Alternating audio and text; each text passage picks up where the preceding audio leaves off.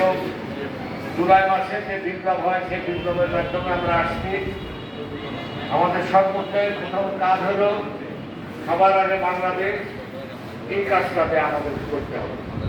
এই কাজটা করতে গেলে আমাদের সবাইকে সততাভাবে কাজ করলে ইনশাল্লাহ আমরা আগাতে পারব।